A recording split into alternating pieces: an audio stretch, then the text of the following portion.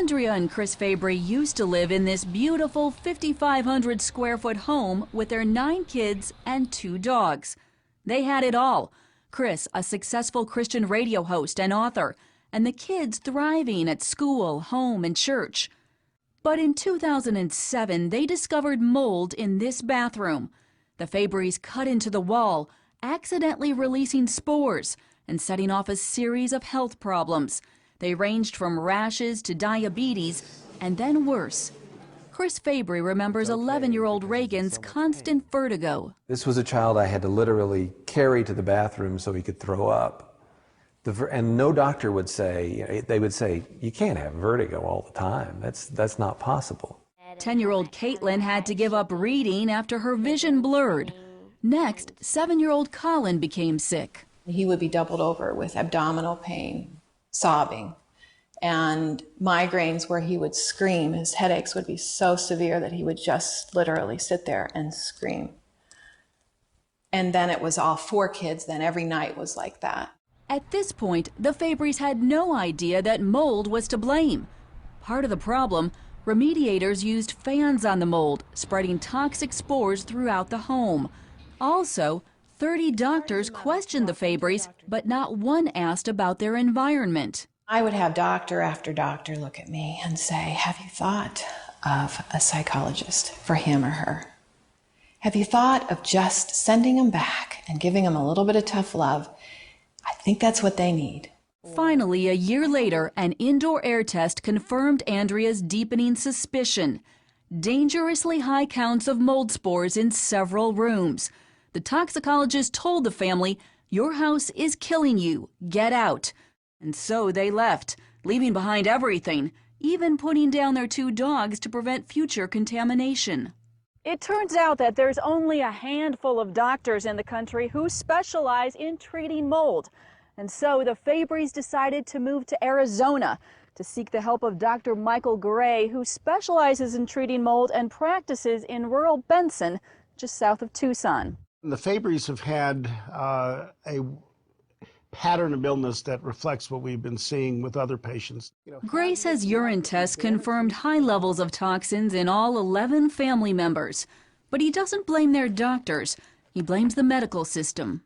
It is an area that is not well taught, and it is not well recognized. Dr. David Jacobs is a former HUD director and now leads research for the National Center for Healthy Housing. We are still struggling to understand, which species of mold produce which specific health outcomes. Jacobs estimates that up to 25% of U.S. homes have a mold problem. It's a recognized hazard going all the way back to Bible times. In Leviticus 14, the Lord commands Moses and Aaron to follow up on mold complaints. The priest must go in and check it.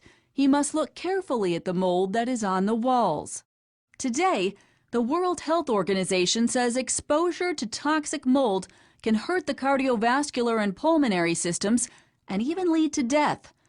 The Department of Defense calls one type of mold proven lethal agents in warfare.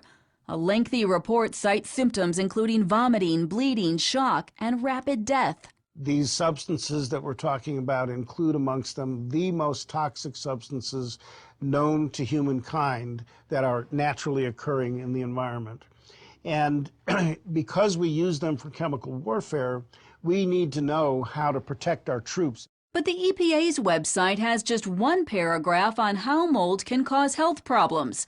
It emphasizes allergies and concludes research is ongoing. The trouble, says Jacobs, is Congress has failed to make mold a priority. There is no uniform training curricula that's out there that all the states can use and adapt.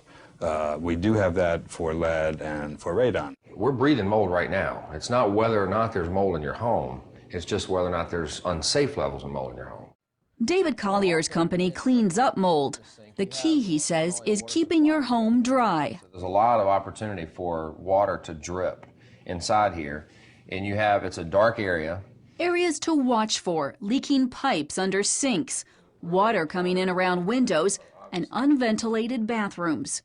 For the Fabrys, it's unknown if their Colorado home will ever be livable again.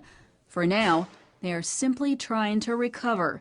The goal, healthy eating and avoiding public places which trigger newfound chemical sensitivities. Inspired to share what they've learned, Andrea is chronicling their journey on the web. We as people living in our homes don't know this. And I think we're going to wake up.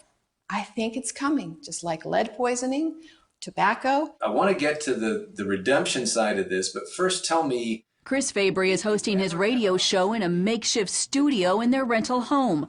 Off-air, he tackles mounting medical bills that insurance won't cover and is getting Reagan back on track with his new baseball team. We're together. My wife and I are closer than we've ever been. We have been able to go through this kind of tornado of the emotion, the roller coaster of the emotions and the loss, you know, all of our stuff, and the dogs, and the illnesses of the kids. And we've really seen God work in all of that. It's a long road to full recovery for the Fabrys, but they're armed with the grace of God and now a better knowledge of what they're dealing with. That will help them recover and possibly wake more people up to the dangers of mold. Reporting in Arizona, Heather Sells, CBN News.